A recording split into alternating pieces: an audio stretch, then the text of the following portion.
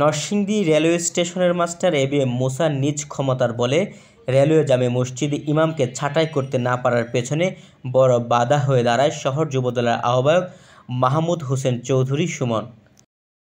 ABM মুসা Narsingdi railway station master হওয়ার সুবাদে পদাধিকার বলে রেলওয়ে জামে মসজিদের সাধারণ সম্পাদকের দায়িত্ব পালন করেন, কিন্তু এত কিছুর পরেও মসজিদে ইমামকে ছাঁটাই করতে ব্যর্থ হন। তাতেই তিনি রাগে ক্ষোভে যুবদল নেতা মাহমুদ হোসেন চৌধুরীর বিরুদ্ধে মিথ্যা বানোয়াট গল্প সাজিয়ে জেলা প্রশাসক বরাবর একটি অভিযোগপত্র দাখিল করেন। জেলা প্রশাসক বরাবর অভিযোগের বিষয়টি গণমাধ্যম কর্মীদের অবগত হয়ে তার বক্তব্য নিতে গেলে অভিযোগের বিষয়টি সত্যি বলে রূপ দিতে বিভিন্ন গণমাধ্যম কর্মীদের কাছে মিথ্যা ও বানোয়াট গল্প উপস্থাপন করেন। ফলে তার আক্রোশের বলি হন যুবদল নেতা মাহমুদ হোসেন চৌধুরী সুমন এবং তার বিরুদ্ধে বিভিন্ন পত্রপত্রিকায় মিথ্যা সংবাদ প্রকাশিত হয়। যুবদল নেতা মাহমুদ হোসেন চৌধুরী সুমনের সাথে স্টেশন মাস্টার এবিএম মুসার একটি ফোনালাপের কারণ স্পষ্ট হয়। হুজুর মিথ্যা কথা, হুজুর ঠিক না, আপনার কথাগুলো ঠিক না, আর হুজুর চেঞ্জ করবে এরকম কোনো কারণ সাউরই নাই। এই হিসাবে হুজুর মিথ্যা কথা বলে সবাই জানে এটা। হ্যাঁ, কতদিন যাই মসজিদ হয়ে না, আমরা তো বসি ওনার সাথে কথাবার্তা বলি, কিন্তু জানতেই সবকিছু করি নাকি। হ্যাঁ, না জানি কথা বলিব। আর উনাকে বাদ করছে কেউ রে, হুজুর নিজে কইছে আপনি থাকবেন সবাই। আমরা মাদানী হুজুরে খুঁজলাম, মাদানী হুজুরে আসতে পারে নাই। হুজুরে সব বাংলাদেশে সব জায়গাতে নামাজ পড়ায়, মাদানী হুজুরে পাই নাই। পরে আমাদের রায়পুর এলাকার একটা কৌদি মানছি, উনি একদিনের জন্য, অন্য কিছু না, এটা কোনো মাইন্ডের তো কোনো কিছু না। হুজুর দেয় তো মাইন্ড করতে আছে, এটা তো সবাই আমরা মারাত্মক জিনিসটা জানতেছে। হুজুর যদি কয় আমি মাইন্ডও কই তার হুজুর দেখি কি মিথ্যা কথা, একটা মানুষ নামাজ পড়ে হুজুরের কাহিনী কইলে ওনার পিছনে জানলে। আচ্ছা শুনেন, হ্যাঁ, হুজুর আমাকে কিছু বলে নাই। এক নম্বর, হুজুরের মুখ থেকে আমি শুনি না, আমি একটা পাবলিকের মুখ থেকে শুনছি। শোনার পরে আপনার আমি ফোন দিছি, এমএসএ আমি ফোন দিছি যে এরকম এরকম ব্যাপার আসলে কি। তো এমএসএ তো কথা সওয়ালে করতে কম নেই, আমি ব্যাপারটা জানা মানে সবকিছু বুঝছো। না না শুনেন, জানতেই সব ঠিক আছে। এতক্ষণ আপনি বলছেন হুজুরের বিরুদ্ধে কোনো অভিযোগই নাই, মানে আপনি দুনিয়ার অভিযোগ তুলে ধরতেছেন। তো এমএসএ আমি জিজ্ঞাসা করছি, এমএসএ তো কথা ফেঁচাই, এটা জানেনি। এমএসএ কথা ফেঁচাই আমার তুমি জুয়েল ভাই তো 5 ওয়াক্ত নামাজ পড়ে মসজিদের জন্য সবচেয়ে খাটে খাটে আল্লাহ রাস্তায় কাটে। কিন্তু জুয়েল ভাইয়ের 5 ওয়াক্ত নামাজ পড়ে যে জুয়েল ভাই একটা সুফি সম্রাট, কেন তো অনেকই খায়। আপনি 5 ওয়াক্ত নামাজ পড়েন, আপনার কি অবৈধ ইনকাম আছে না এই সেক্টর মধ্যে? এর লিগে কি আপনার 5 ওয়াক্ত নামাজ আপনার অগ্র সুফি সম্রাট আপনি হয়ে গেছেন গা পিডাব্লিউ যে 5 ওয়াক্ত নামাজ পড়ে হুজুরের নামে হুজুরে কি করতে হবে না করে দিই, সমস্যা কি যে সময় না করে দিচ্ছে, অসুবিধা কি? আমি আমি না করবো, আমনে বড় ভাই, আমনের যদি আমি না করি আর আমনের যদি আমি জ্ঞান দিতে চাই তাহলে জিনিসটা বেয়াদবি হয় না।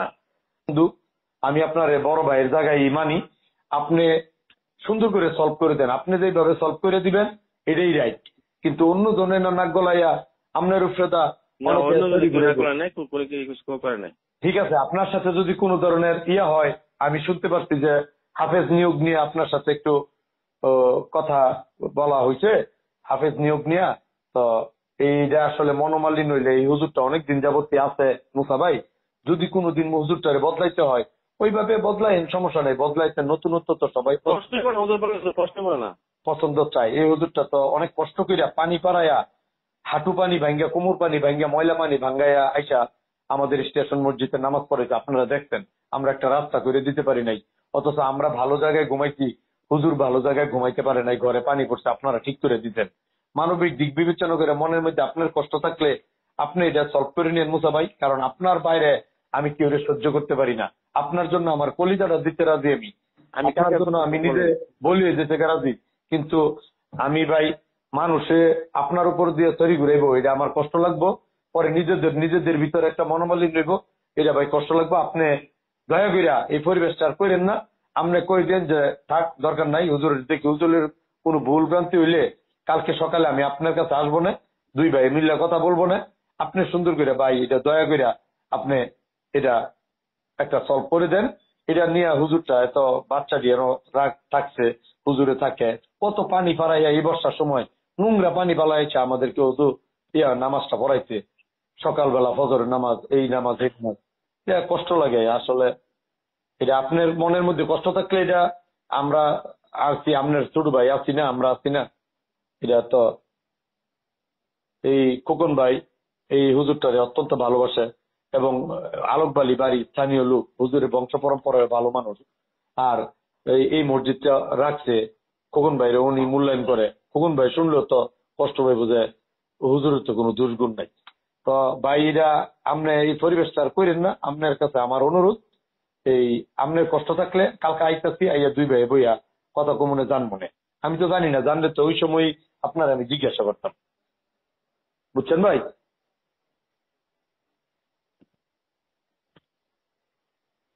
সুমন অত্যন্ত ভালো ছেলে, তার বিরুদ্ধে কোনো রিপোর্ট নাই, কোনো চাঁদাবাদের রিপোর্ট নাই। সে অত্যন্ত অমায়িক এবং ভদ্র। মসজিদের হিসাব চাওয়ার জন্য আমরা সুমনকে ছোট ভাই হিসাবে ওদেরকে সাথে কথা বলতে বলছিলাম। এখন ওই হিসাব না দেওয়ার জন্য তারা এখন একটা ব্লেম সুমনের উপরে উঠাই দিছে। এটা সম্পূর্ণ কেবল ফোনালাপি নয়, নরসিংদী রেলওয়ে স্টেশনের সিসিটিভি ফুটেজে বিষয়টি আরও স্পষ্ট হয়।